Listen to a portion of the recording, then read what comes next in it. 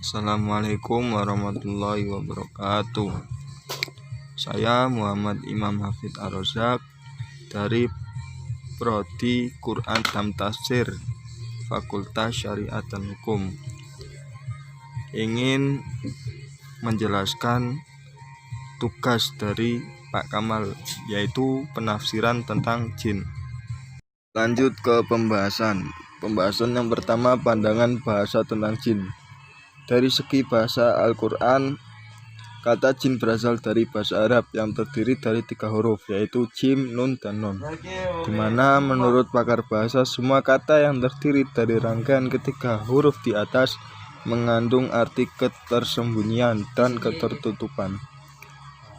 Sementara itu, Imam Asyibili dalam kitabnya Ahkamul Marjan fi Ahkami Al-Jan menjelaskan bahwa disebut jin karena secara bahasa artinya yang tertutup, yang tersembunyi, dan yang terhalang, sehingga kata jin juga satu akar dengan kata janin atau bayi, dan satu akar juga dengan majnun atau orang gila, serta satu akar juga dengan jannah atau surga.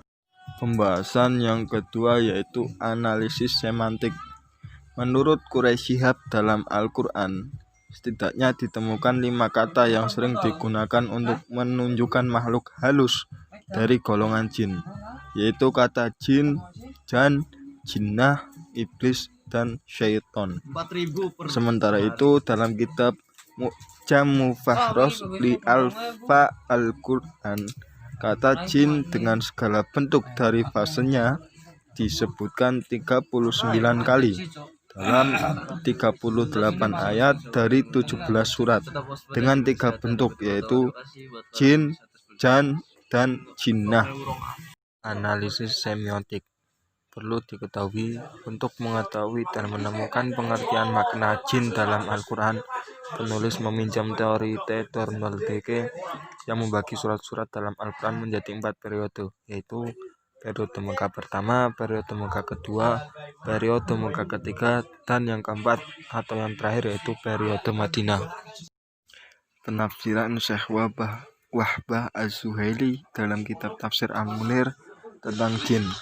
Bagian A, ayat dan terjemah. Di dalam surat Al-Hijr ayat 27 yang artinya, dan kami telah menciptakan jin sebelum Adam dari api yang sangat panas. Menurut Syekh Wahbah Az-Zuhaili, penafsirannya yaitu kami telah menciptakan jin dari api yang sangat panas, begitu juga dengan hawanya yang sangat panas dan mematikan. Ibnu Mas'ud berkata, udara yang sangat panas, dalam kurung makna arti dari as-samum, yaitu membakar, adalah salah satu dari 70 bagian dari samum yang menjadi bahan penciptaan jin. Penafsiran ayat-ayat Al-Quran tentang keagamaan jin. Bagian pertama, ayat dan terjemah. Di dalam Quran surat Al-Jin ayat 11 menjelaskan yang artinya, dan sesungguhnya di antara kami ada orang yang saleh, dan di antara kami pula ada yang tidak demikian halnya. Kami menempuh jalan yang berbeda-beda. Bagian kedua, B, yaitu tentang penafsiran Syekh Wahbah Az-Zuhaili dalam kitabnya Tafsir Al-Munir. Allah telah mengabarkan tentang jiwa jin, bahwa mereka mengabarkan tentang diri mereka ketika mereka menyeru sahabat mereka untuk beriman kepada Nabi Muhammad SAW sebelum mendengarkan Al-Quran. Di antara kami ada yang beriman dan berkelakuan baik, memiliki sifat saleh. Di antara kami juga ada yang sebaliknya, tidak saleh atau kafir. Kami adalah kelompok yang terpecah-pecah, kelompok-kelompok yang berlainan, serta memiliki keinginan yang berbeda-beda. Penafsiran ayat-ayat Al-Quran tentang kemampuan jin. Bagian pertama, ayat dan terjemah. Di dalam Quran surat Al-Jin ayat 9 menjelaskan, dan sesungguhnya kami dahulu dapat menduduki beberapa tempat di langit itu untuk mendengarkan berita-beritanya. Tetapi sekarang barang siapa yang mencoba mendengarkan seperti itu, tentu akan menjumpai panah api yang mengintai. B. Penafsiran ayat tersebut. Kami selama ini duduk di tempat duduk yang ada di langit untuk mencuri kabar dan mendengar berita dari malaikat untuk disampaikan kepada para dukun. Allah menjaga langit itu ketika Rasulullah diutus dengan bintang-bintang yang dibakar. Barang siapa yang ingin mencuri kabar, sekarang dia akan menemukan bintang-bintang yang menguntainya. Justru bintang yang menguntainya, dia tidak bisa melewatinya.